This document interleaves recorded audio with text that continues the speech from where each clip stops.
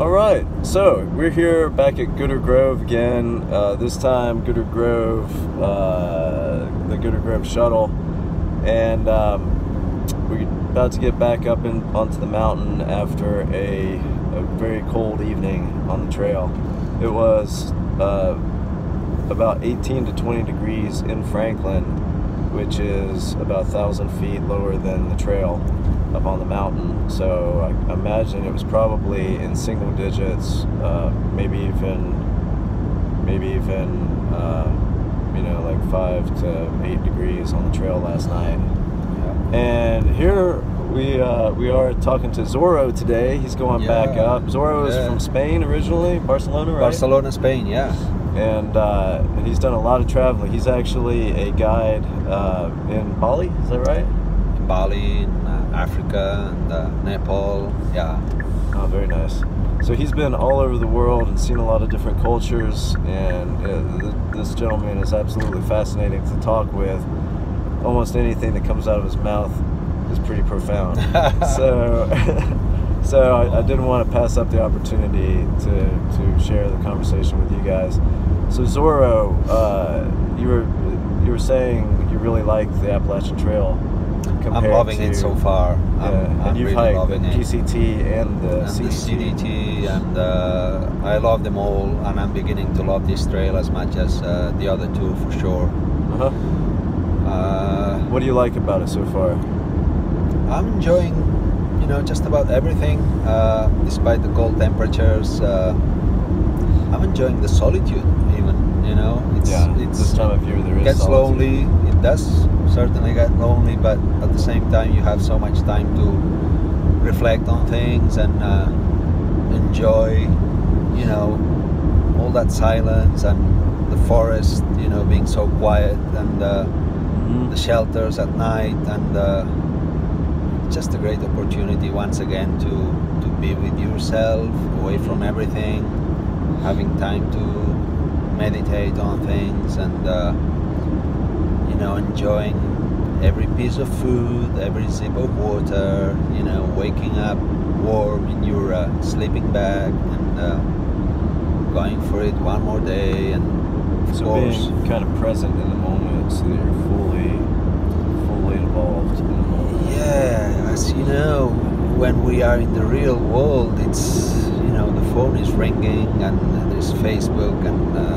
all this social media and television and radio, and friends, family, work, and our mind is always somewhere else. How beautiful the mountain is. Oh yeah. The mountain in the distance is covered with snow. Actually, it didn't snow down here hardly at all, but up there on Waya, that's actually almost a profile of what you're going to be hiking today. Really, yeah. So that is going up on the left side is Siler Bald. Okay. And then you go down from there and then back up to that other ridge, and then you're going to be going over to Waya Shelter. Okay. And the Waya Tower is right up there, facing more that way, more west. Wow. It's kind of turned this way, but that's like almost a profile of your hike today. So he's only doing 15 miles today, but normally Zorro does about 20 or more miles a day. And he's actually slowing down to take time to enjoy it.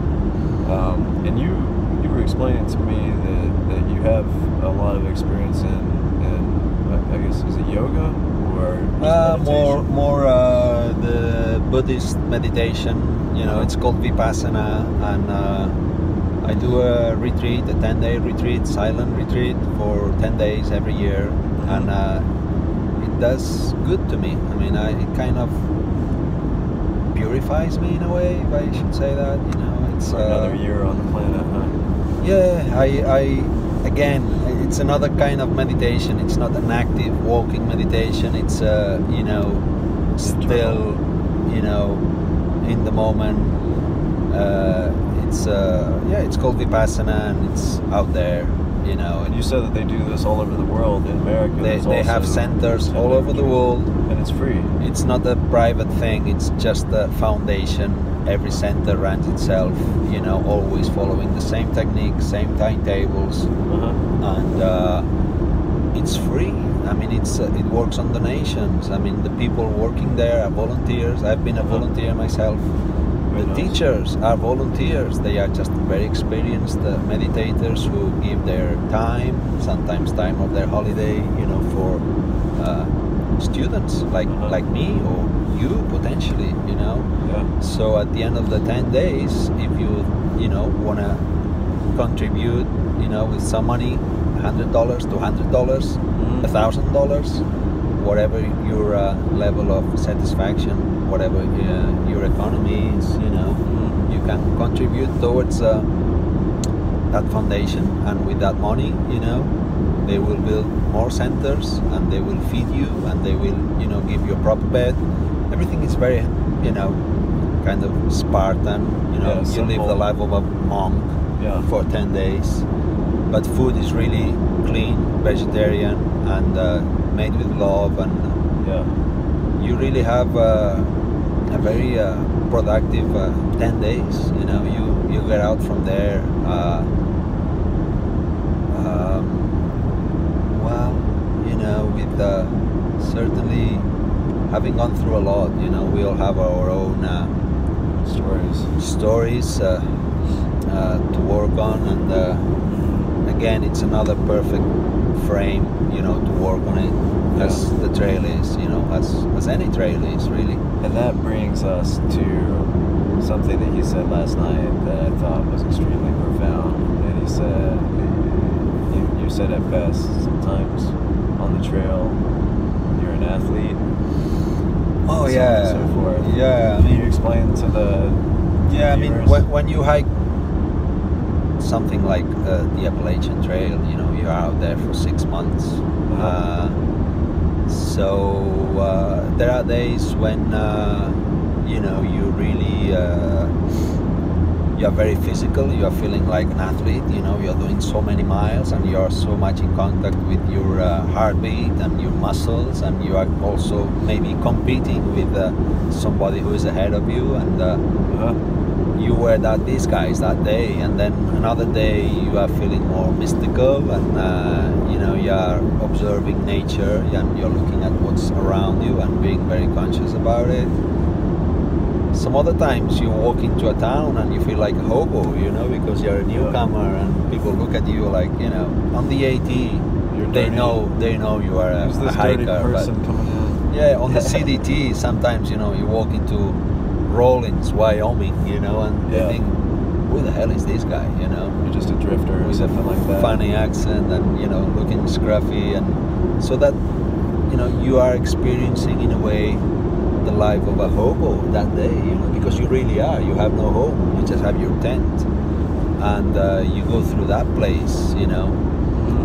So sometimes what you're saying is, sometimes on the AT you're an athlete, some days you're a monk, some days you're a homeless drifter. Yeah.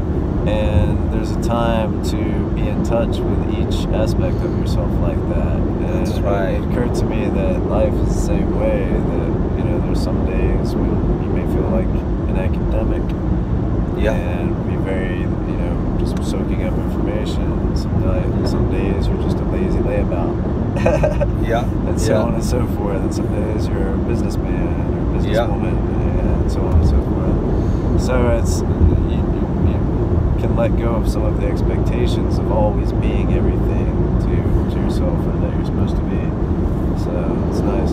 But the biggest thing about the AT that I have noticed is it lets people, you know, with the use of the trail names and letting go of your identity a little bit. Yeah, that's and a very... you can actually come in touch more with who you truly are.